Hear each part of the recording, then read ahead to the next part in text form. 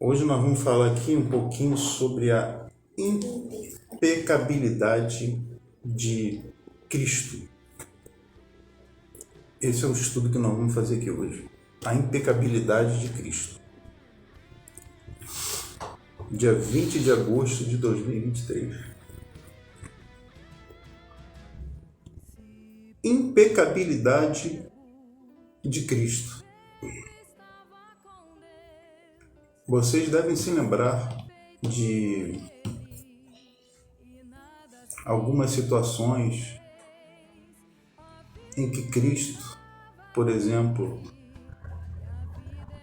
perdoava pecados, curava pessoas, perdoava os pecados, e os judeus, os religiosos, os doutores da lei, eles falavam: quem é esse que até pecados perdoa? Só há um que pode perdoar pecados: Deus. Então vocês devem se lembrar disso, que Jesus enfrentou isso várias vezes na vida dele. E nós vamos falar exatamente disso, da impecabilidade de Cristo.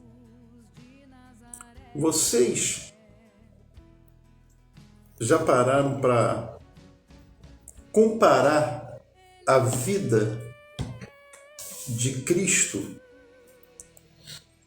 com a vida dos sacerdotes e sumos sacerdotes? Vocês já pararam para comparar a vida dos sacerdotes, desde Arão, por exemplo, até o sumo sacerdote Jesus, o Cristo?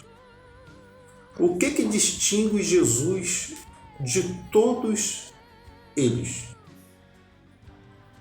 E se isso tem alguma importância para nós hoje? Então nós vamos relembrar aqui, nesse estudo aqui rápido, algumas atitudes de alguns sacerdotes para entendermos essa doutrina da impecabilidade de Cristo. Por exemplo, Arão, ele era sacerdote. Arão era irmão de Moisés. E Arão, sacerdote e irmão de Moisés, cedeu à voz do povo de Israel, que lhe pediu que construísse um bezerro de ouro, ou um bezerro de fundição, em outras versões, um bezerro de fundição, que é um bezerro fundido a ouro. Então, isto é, eles pediram que ele lhes fabricasse um ídolo, um deus em forma de bezerro, fabricado por suas próprias mãos. Arão era sacerdote? Era. Arão falhou e falhou feio.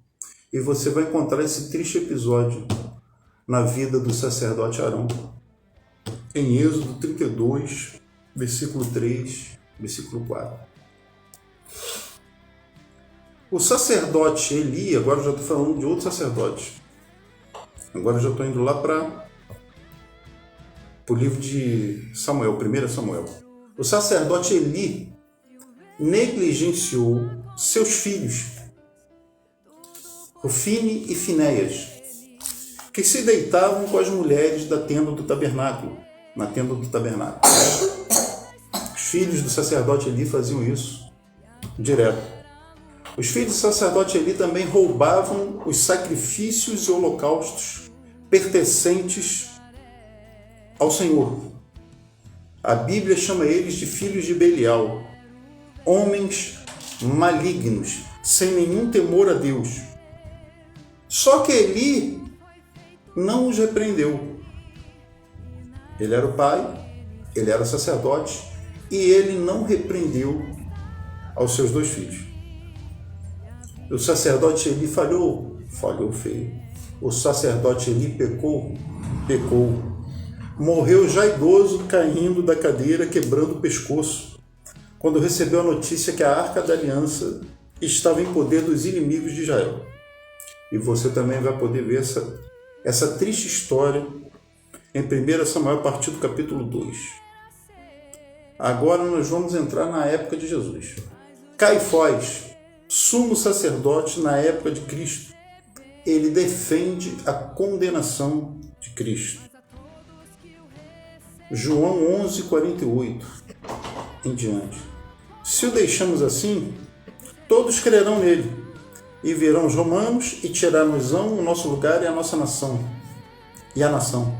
E Caifás, um deles, que era sumo sacerdote naquele ano, lhes disse: vós nada sabeis, nem considerais que nos convém que um homem morra pelo povo e que não pereça toda a nação. Ora, ele não disse isso de si mesmo, mas sendo o sumo sacerdote naquele ano, profetizou que Jesus devia morrer pela nação. Caifás, sumo sacerdote, tal qual Arão, Eli, todos os sacerdotes, Caifás também pecou. Todos estes eram sacerdotes. Todos estes pecaram. E Cristo também era sacerdote? Cristo também pecou como estes sacerdotes? Agora nós vamos entrar aqui em Hebreus, capítulo 4, versículo 14 até o 15, que é o texto dessa mensagem. Tendo, pois, a Jesus, o Filho de Deus, como grande sumo sacerdote, Jesus era sacerdote, que penetrou os céus, conservemos firmes a nossa confissão, porque não temos sumo sacerdote que não possa compadecer-se das nossas fraquezas. Antes foi ele tentado em todas as coisas, presta atenção, antes foi ele tentado em todas as coisas à nossa semelhança, presta atenção nisso também, mas sem pecado.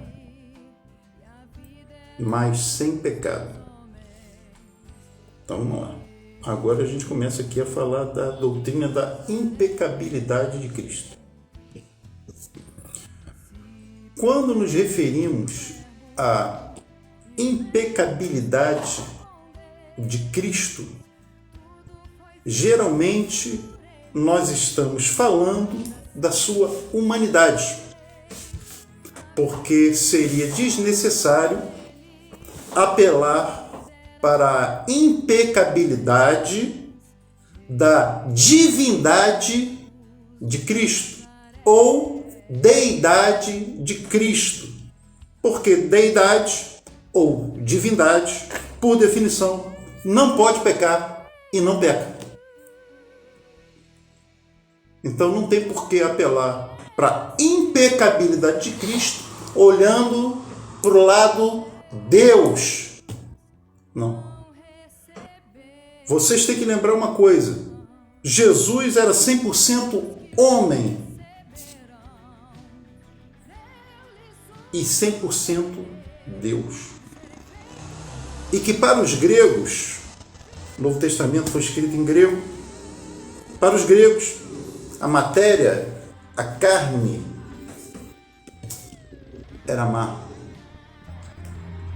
Portanto, essa filosofia colocava em questão a impecabilidade de Cristo por conta da sua encarnação. Ora, ele é Deus, mas ele também é homem. Se ele é homem, ele é carne. A carne, a matéria é má.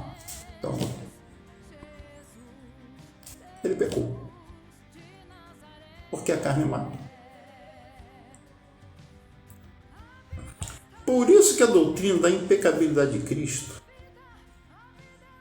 e quando a gente fala da impecabilidade, nós estamos falando do lado humano de Jesus Cristo, é fundamental e necessária para a nossa salvação.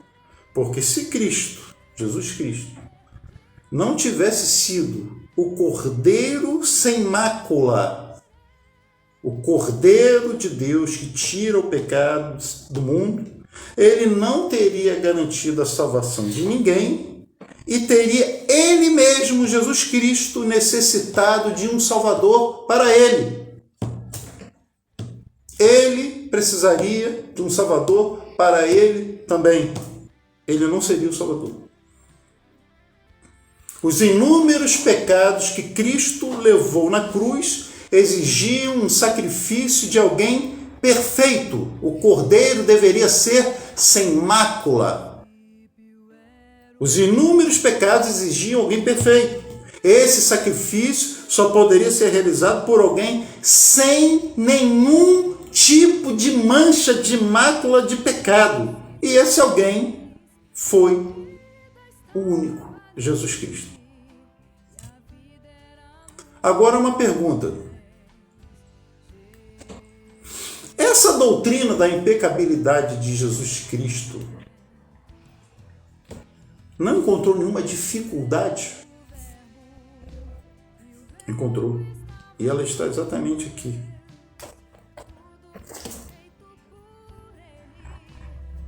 Hebreus 4,15. Porque não temos sumo sacerdote que não possa compadecer-se das nossas fraquezas. Antes, foi ele tentado em todas as coisas à nossa semelhança. A nossa semelhança. Grava essa frase aí. Foi ele tentado em todas as coisas à nossa semelhança, mas sem pecado.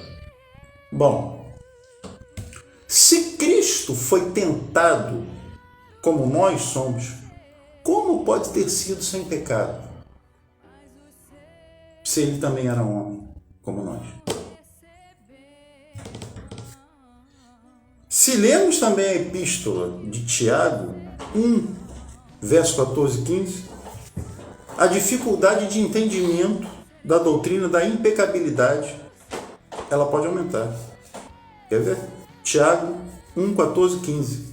Ao contrário, cada um é tentado pela sua própria cobiça, quando esta o atrai e seduz. Jesus era homem, não esqueça disso, tá? Então, a cobiça, depois de haver concebido, dá à luz o pecado. E o pecado, uma vez consumado, gera a morte.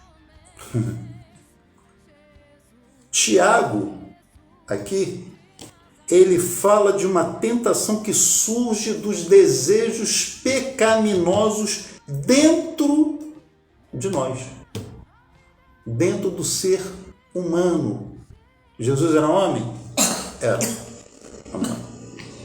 Esses desejos, eles são pecaminosos por natureza. Então, se Jesus foi tentado como nós somos tentados, isso parece sugerir, lendo aqui Tiago, que Jesus teve desejos pecaminosos dentro dele.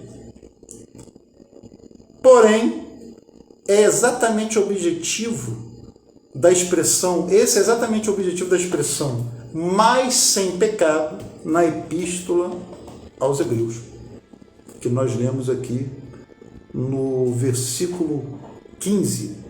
Foi ele tentado em todas as coisas a nossa semelhança, mas sem pecado.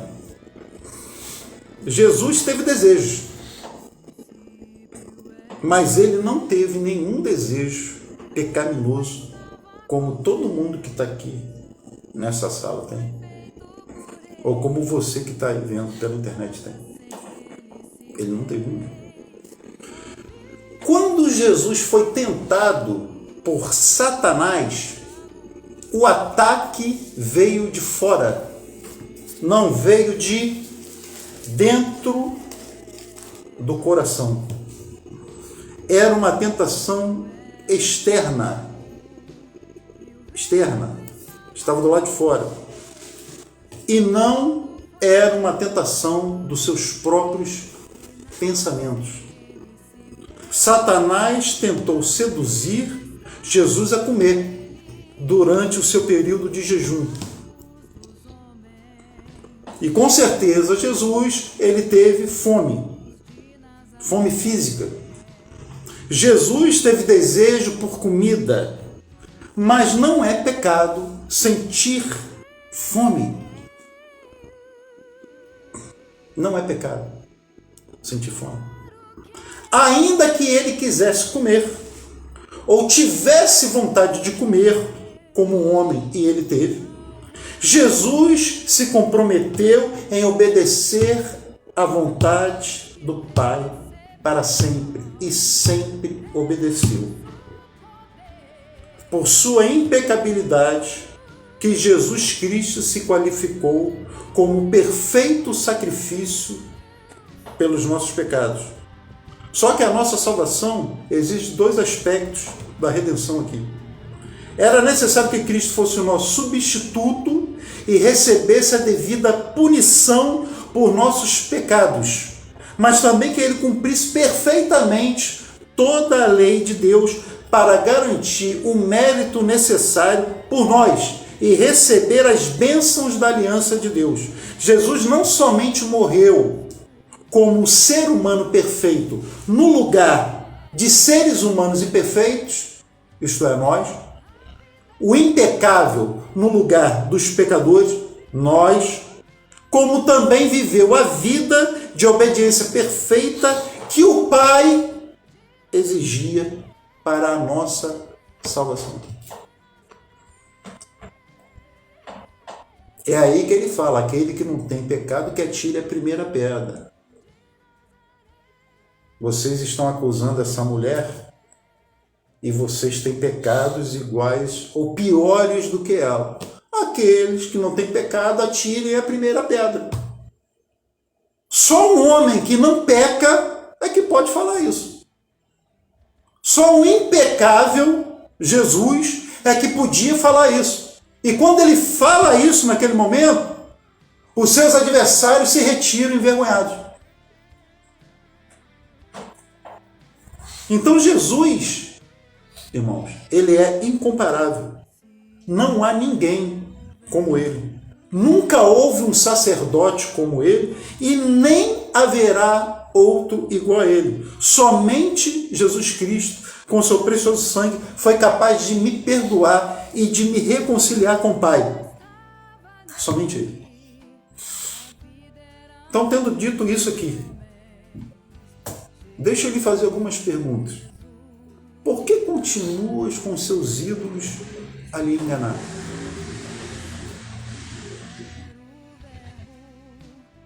Por que continuas a fazer sacrifícios?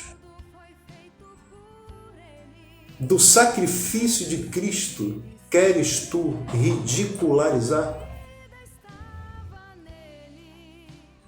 Se tens o poder de se auto-perdoar, eu lhe pergunto, o Filho de Deus era um louco que se deixou crucificar em teu lugar? Todos os que afirmam que voltaram a esta terra para pagar pelos seus pecados, no pecado continuam a estar e no pecado continuam a praticar, ou por atos ou por pensamentos. E o pior, se você afirma que pede a Deus para voltar e Ele, Deus, deixa você voltar para você se auto-expiar dos teus pecados, o Pai a quem você se refere não pode ser o Pai de Jesus Cristo. Pois o Pai de Jesus Cristo enviou o Filho e aceitou o sacrifício do único do seu Filho por toda a humanidade, até por ti. Então será que Cristo morreu em vão para ti, meu irmão? E vocês com as vossas oferendas, vossos sacrifícios, até quando do sacrifício de Cristo irão zombar, degolando bodes, touros, galinhas? Até quando?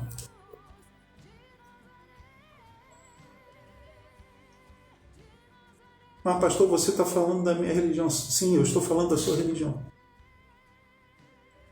É exatamente isso que eu estou falando. Da sua religião. Até quando vocês vão ficar zombando do sacrifício de Cristo, cortando cabeça de bode, de touro, de galinha. Tem apóstolo aí que corta até cabeça de avestruz. Até quando? Vocês irão ficar ridicularizando a obra e o sacrifício de Jesus Cristo. As vossas dívidas já foram pagas há mais de 2000 e tantos anos atrás. Basta querer acreditar. Cristo morreu, ressuscitou e está para voltar. Vai continuar a cochilar ou da sonolência espiritual você irá despertar? Tem ouvidos para ouvir a mensagem que eu estou a lhe enviar? Ou o seu ouvido tapado está? Quando Cristo voltar, eu, pastor André, eu quero ir com ele. Se eu não morrer antes, eu quero ir com ele. E você que não crê, você quer ficar? Cuidado. Muito cuidado. Abra os teus olhos para a serpente, que desde o jardim do Éden gosta de cirandar, perverter e falsear. Muito cuidado. Então, entregue a sua vida a Cristo, hoje mesmo, agora, e o céu irá festejar. Seu nome no livro da vida, a partir de hoje, irá constar e será escrito, e será Cristo, o nosso sumo sacerdote, que o seu nome irá assinar.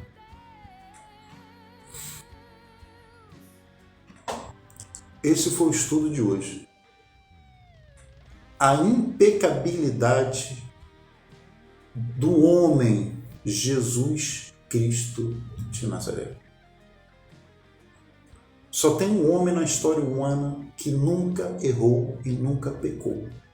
Esse homem é Deus, Jesus Cristo de Nazaré. O Logos, o Verbo encarnado, que viveu nessa terra. E é somente Ele que você tem que apelar. Somente Ele que faz a mediação. E somente Ele que vai poder julgar.